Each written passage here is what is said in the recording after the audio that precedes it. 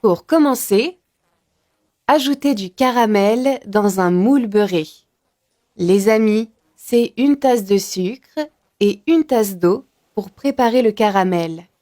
Versez alors le caramel dans le moule tant qu'il est encore chaud.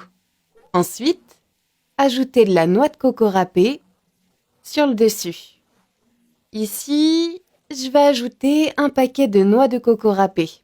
D'accord les amis? Répartissez bien dans tout le moule. Regardez ça. C'est plutôt facile de recouvrir le fond du moule avec le caramel. Et voilà, le moule est bien garni de noix de coco. Mettez alors de côté et passons à la suite de la recette. Alors, j'ajoute 3 œufs, puis 4 cuillères à soupe de beurre, 200 g de sucre, 300 ml de lait.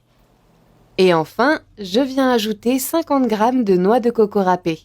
Battez tout ensemble et mélangez bien le tout.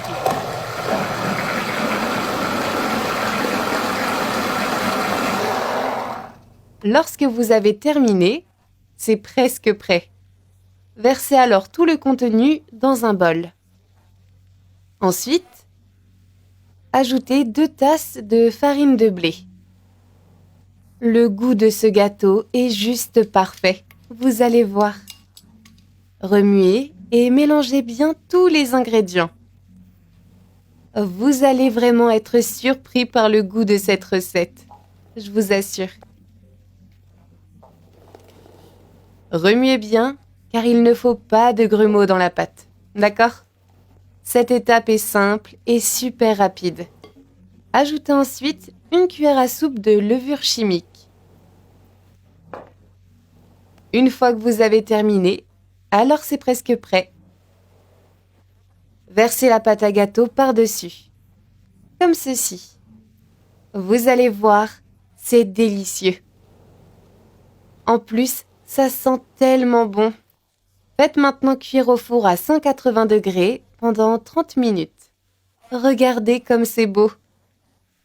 Et voilà, notre gâteau est prêt.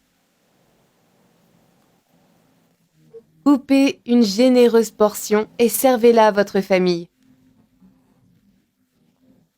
C'est incroyable. Le résultat va vraiment vous surprendre. Ce gâteau est juste parfait. Qu'en pensez-vous? On y goûte?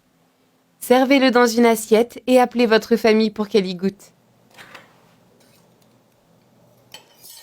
Et maintenant, c'est à notre tour d'y goûter. Regardez ça les amis, c'est vraiment délicieux. Essayez-le avec du café. Bon appétit!